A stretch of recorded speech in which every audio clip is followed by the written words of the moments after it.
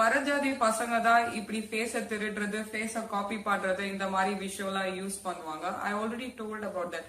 எல்லா schedule cost பீப்புளும் ரொம்ப தப்பான கிரிமினல் பேட் ஆக்டிவிட்டீஸ்ல இன்வால்வ் ஆகுறாங்க.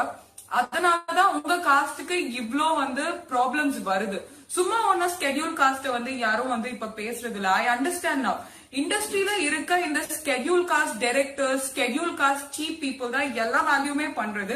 ஐ think it's time to check out all these schedule caste directors and schedule caste people from the industry.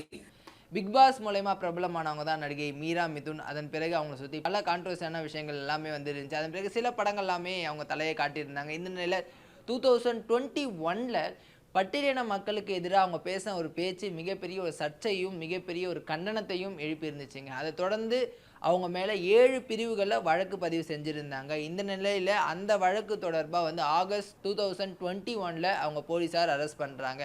அதன் பிறகு ஜாமீனில் வெளிவந்த மீரா மிதுனுக்கு கோர்ட் ஒரு அட்வைஸ் பண்ணுது, இந்த மாதிரி விசாரணைக்கு எப்போ கூப்பிட்டாலும் நீங்கள் ஒத்துழைக்கணும் அப்படின்ற ஒரு விஷயத்த சொல்கிறாங்க. ஆனால் அவங்க எதுவுமே அதை ஃபாலோ பண்ணல.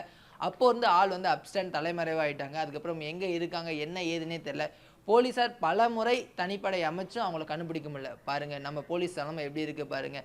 ஒரு காலத்தில் தமிழ்நாடு போலீஸ் அப்படின்னாவே எல்லாம் வியப்பாக பார்ப்பாங்க. அந்த மாதிரி ஒரு ஸ்டாண்டர்டாக இருந்த தமிழ்நாடு போலீஸ் ஒரு நடிகையை கண்டுபிடிக்க முடியாமல் போனது அப்படின்றது உண்மையிலே ஒரு நம்ம எல்லாருமே ஒரு வெட்கப்பட வேண்டிய ஒரு விஷயமா தான் நான் பார்க்குறேன். அதை தொடர்ந்து இப்போ கோர்ட் என்ன சொல்லியிருக்காங்க அப்படின்னா, ஆகஸ்ட் 11ஆம் தேதிக்குள்ளே அவங்க எங்கே இருந்தாலும் அவங்கள கண்டுபிடிச்சு கைது செஞ்சு எங்கள் முன்னாடி நிறுத்தணும் அப்படின்ற ஒரு விஷயத்தை போலீஸார்கிட்ட கொடுத்துருக்காங்க. இந்த நிலையில் போலீஸார் இந்த விசாரணையை தீவிரப்படுத்தி அவங்கள தேடுற முயற்சியில் இருக்காங்க. கூடிய சீக்கிரம் அவங்க கைது செய்யப்படுவாங்க அப்படின்னு எதிர்பார்க்கப்படுது.